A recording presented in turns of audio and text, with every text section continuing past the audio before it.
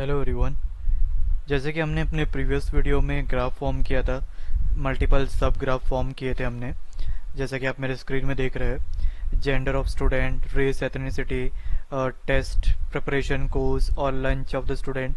ये चार कॉलम थे, gender, race and test preparation, course और लंच। उस चार कॉलम पे मैंने ग्राफ फॉर्म किया और मैंने आपको ये बताया कि कैसे दो वेरिएबल या दो फीचर या दो कॉलम के बीच रिलेशन फाइंड आउट करते हैं। तो यहाँ पे जो था, जेंडर एक कॉलम था और उसके काउंट के बेसिस में मैं रिलेशन फाइंड आउट कर रहा था। अब अगर ये तो हुआ बार ग्राफ का, जिस पे हमने बार ग्राफ फॉर्म किया है। But what about if I want something like, if I want graph to be some box plot और समथिंग अदर ग्राफ चाहिए, तो उसके लिए हम क्या कर सकते हैं। So I will going to show you like how you can draw the other graph. So I am taking the box plot. So let's see, DF variable है जिस पे मैंने अब डेटा को रीड किया हुआ है।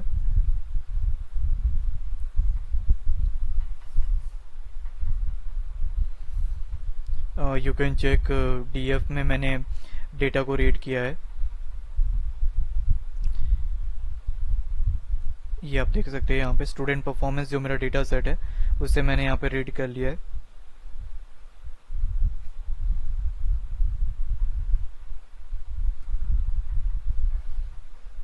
अब इसमें मैं बॉक्स प्लॉट ग्राफ करूंगा। बॉक्स प्लॉट का मतलब ये होता है कि बॉक्स प्लॉट के थ्रू आप जो न्यूमेरिकल कॉलम्स है, जो कि यहाँ पे डेटा सेट में न्यूमेरिकल कॉलम आपके जो भी होंगे, उस बेसिस पे ये उनको प्लॉट कर लेगा। और ये लेट्स सी दैट ये वर्क करता है कि, so see when I run this df dot box plot, तो ये जो math score, reading score, writing score, जो मेरे कॉलम्स है उसमें ये एनालिसिस परफॉर्म कर रहा है। सो बॉक्स प्लॉट का मतलब ये होता है कि जो स्टार्टिंग वैल्यू है, it start from this points, और एंड वैल्यू का ये जो हंड्रेड्स है, और जो ये बॉक्स है, it mean that this are the box where the values are lying more, means इस रेंज में वैल्यूज आपकी ज़्यादा आ रही है। मतलब कौन से रेंज में, ऑलमोस्ट 58 से लेके अराउंड 78 के रेंज में। और ये जो बीच का जो लाइन है, इट मीन्स दैट ये वैल्यूज जो मिड वैल्यू है इनकी, ये ऑलमोस्ट ये है, जो कि आप कह सकते हैं कि मुझे जैसे देख के लग रहा है कि इट मीन 67, 66 या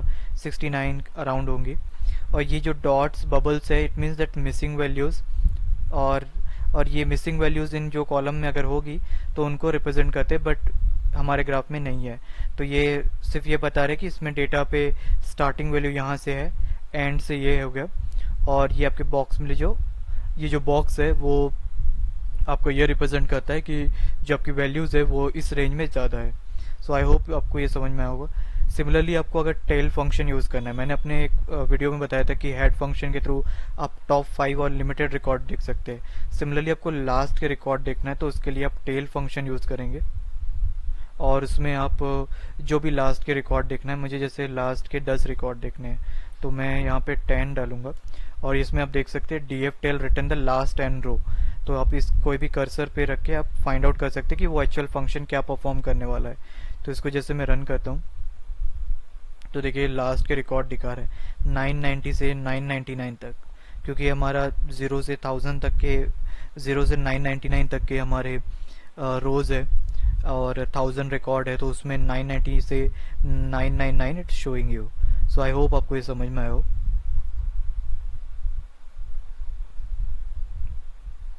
सो in this way we can run several function. तो मैंने आपको ये बताया कि कैसे बॉक्स प्लॉट पे आप ग्राफ फॉर्म कर सकते हैं, और इस बॉक्स प्लॉट के थ्रू ये जो मिडिल प्लॉट जो होता है उसको इंटरक्वार्टाइल रीजन कहते हैं, जो कि interquartile means most of the data, percentage of data lies in this range. और जो ग्रीन वैल्यूज है, जैसे कि मैं एक बार फिर से बता देता हूँ, ये ग्रीन वैल्यू है, मीडियन वैल्यू है, मिड वैल्यू है। और ये जो हॉलो सर्कल्स है ये बता रहे हैं कि आउटलियर है। तो अगर आपको ये कोई भी ग्राफ, ये यहाँ पर अगर जैसे आपको दे दिया जाता है बॉक्स प्लॉट, तो आप उस पर देख के बता सकते हैं कि ये जो सर्कल्स है they are outlier, this green values they are your median, and this box is your interquartile region. Interquartile region means their values are lying more. So this hollow circle near the tail represent your outlier, जो कि ये circles है, and this is much useful. Box plot is widely used in order to represent outlier in the data and tell you where actually the data lies, and it's a good, so it's good to tell the distribution of the data. तो ये